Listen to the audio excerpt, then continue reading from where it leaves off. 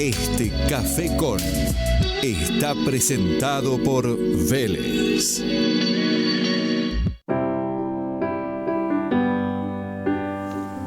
Nuestro invitado de esta noche es un artista fuera de serie, porque no cualquiera puede ver que su obra termina en manos de varios presidentes o de un papa en el Vaticano.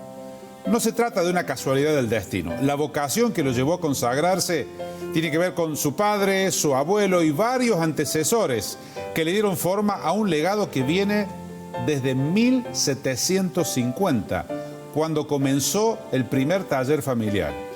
Son apenas algunos de los símbolos de la obra incesante de un orfebre y platero argentino reconocido mundialmente. Esta noche, en el café de Telefe Noticias, el maestro Juan Carlos Pallarols.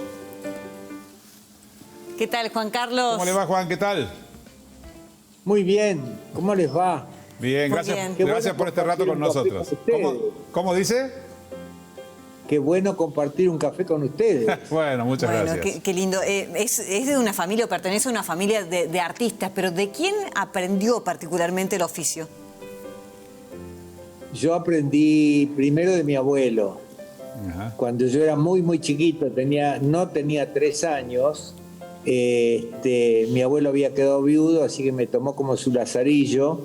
Y así, jugando, dibujando, paseando, me llevaba en un tranvía, me decía, vamos a tratar de conseguir las llaves del cielo. Bueno, cosas así que para un niñito eran muy como impactantes. Así fui dibujando mis primeros juguetes, los fui construyendo con material que sobraba, eran los rezagos del taller.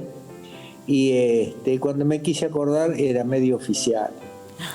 Y así después seguí con papá y bueno, pero todo es el ejemplo y sobre todo el buen humor. Mire que... En casa estaba casi prohibido hablar de desgracias. Viste, yo los admiro a ustedes y a todos los periodistas.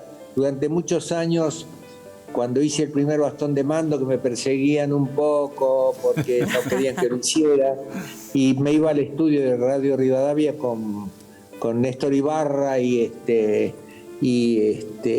yo veo que es difícil la profesión de ustedes. Bueno, Juan Carlos, ¿no? pero hablemos de su profesión. Díganos cómo se llegó a establecer ese vínculo para que varios presidentes tuvieran en sus manos el bastón de mando, ¿no? ¿Arrancó con Alfonsín esto? No, yo empecé a hacer hace casi 50 años. Ajá. Que hago bastones de mando, los hacía al principio durante 10 años para una joyería, muy importante en ese momento. Después del año 83 me convocan, pero era para que yo presente un presupuesto, no tenían ganas de que yo hiciera el bastón. Pero hice un modelo nuevo, empezó la discusión, me empezaron a perseguir, me amenazaron, bueno, la pasé mal. Y finalmente me di cuenta que la única manera de entrar ahí era hacer una factura, porque me decían que una donación no era posible porque era un trámite muy largo y el bastón tiene que ser propiedad del Estado cuando se entrega. Así que al día siguiente me aparecí con el bastón, con su estuche y con una factura que decía $1 por un bastón de mando presidencial con todas las características. Y ahí no me lo pudieron rechazar, pero me querían matar. Un día me visitaron unos muchachos que eran medio pesados, me tiraron todos los libros de la biblioteca. Bueno, historias que no hay que repetirlas, no hay que contarlas. Pero bueno, y de ahí en más yo empecé a hacer el bastón recorriendo todo el país. Yo me he ido desde La Quiaca hasta la Antártida muchas veces y dándole lugar y espacio para que la gente trabaje y le escriba al próximo presidente. Lo que hizo que los bastones se transformen realmente en una obra colectiva que forma parte de la historia de la democracia argentina. Cuando usted dice que le escriba es que hagan un toquecito en el bastón, ¿no? Es decir, un pequeño martillazo. Sí, yo estuve en el estudio de ustedes hace unos cuantos años, sí. Me acuerdo como 8 o 10, y trabajamos y la gente venía y escribía, dejaba mensajes, que después el presidente que recibía el bastón los podía leer. Claro. Y de hecho sé que en varios casos el presidente vio que había escritos muy bonitos y los contestaba. Nunca supimos por qué, bueno, a ciencia cierta, Macri decidió no utilizar el bastón. ¿Y eso por qué fue o no recibirlo? No sé, fue una cosa, una mezcla rara de museta y de mimí, como dice el tango. A mí me llamaron por teléfono de la presidencia en ese momento para preguntarme si yo había prestado el bastón a Cristina Kirchner para hacerle una macumba para perjudicar a Mauricio Macri. ¡Qué locura! Entonces, claro, le dije primero que yo no creo en las macumbas, no creo en todas esas huevadas, y que yo tengo un respeto tan importante por la gente que trabajó. En el bastón de Mauricio Macri trabajaron un poquito más de 3 millones de personas, no es poca gente. Claro. A mí en ese mes, desde que se hizo todo este problema, me escribieron, tengo registrado más de 1 millón de llamados telefónicos y mensajes por la computadora, claro, preguntando qué pasó con el bastón. Claro, porque es una eso parte... a mí me costó. Sí, es una parte de la novela... Sí, diga Juan Carlos. No, eso a mí me costó una pancreatitis y la pérdida de mi vesícula, porque yo me la tomé muy en serio. Me imagino. Yo sufrí mucho. Decía, ¿cómo le explico a la gente que el bastón no lo va a usar el presidente después de haber trabajado 1 año seguido, claro, 12 meses, recorriendo todas las provincias? Claro. Juan Carlos, uno diría, el cáliz papal, el cáliz suyo que llegó al Vaticano y piensa, claro, y si hay un papa argentino, pero el hecho es que fue el Papa Benedicto el que terminó recibiendo un cáliz hecho por usted. O sea, ya había llegado su nombre al Vaticano antes. No, que el Papa yo hice cálices para el Papa Juan Pablo, empecé haciendo el primer cáliz para Juan 23. Ah, mire. Después hice para Juan Pablo II, hice para todos los papas. El último lo hago e incluso me invita Benedicto a hacer una exposición en la sala Leonardo da Vinci del Vaticano. Qué bárbaro. Y cuando estaba haciendo la exposición ahí, se retira Benedicto, se hace el cónclave y sale electo Jorge Bergoglio, el Papa Francisco.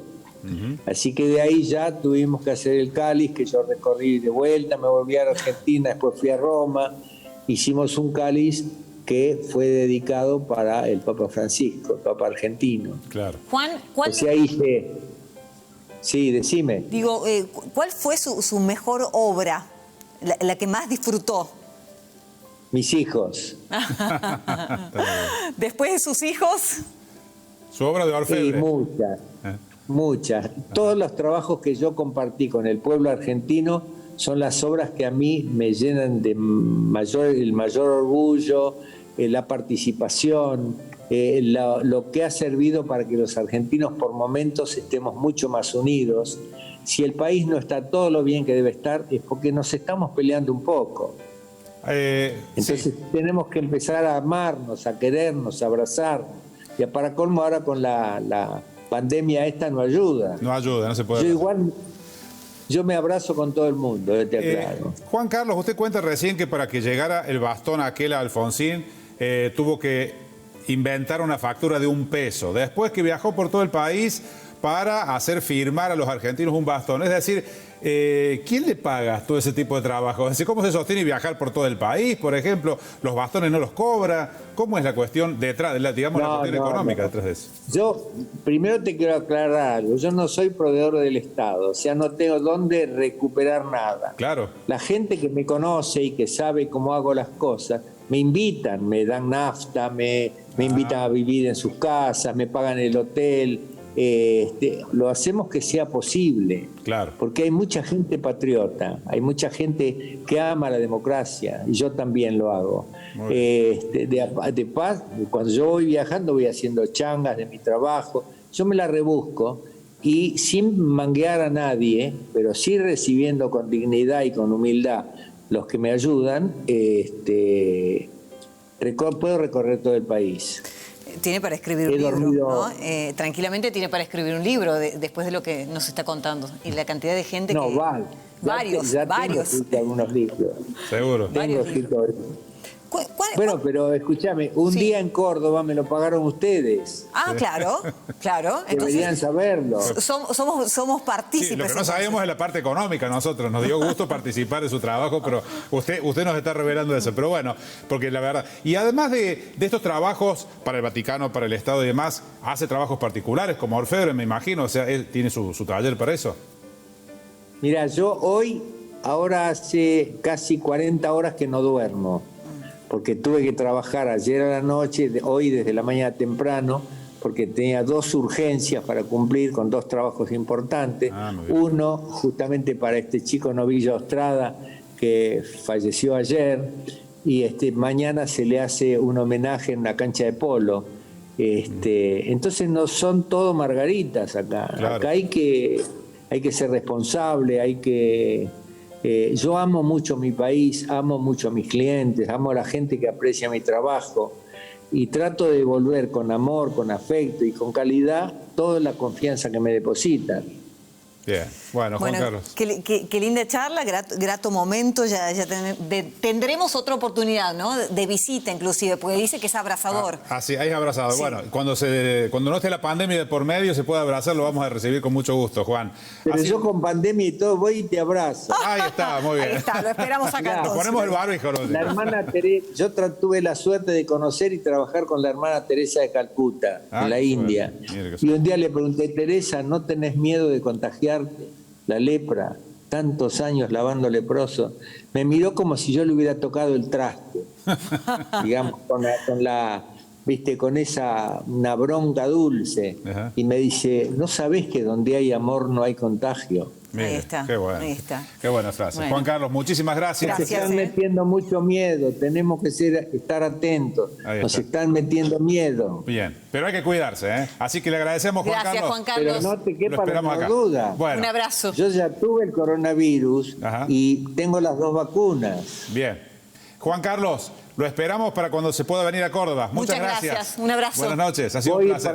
Voy para allá pronto. Bueno, gracias. Un fuerte abrazo para ustedes. Gracias. Juan Carlos Pallarols, el orfebre presidencial. Chau, hasta mañana. Adiós. Buenas noches.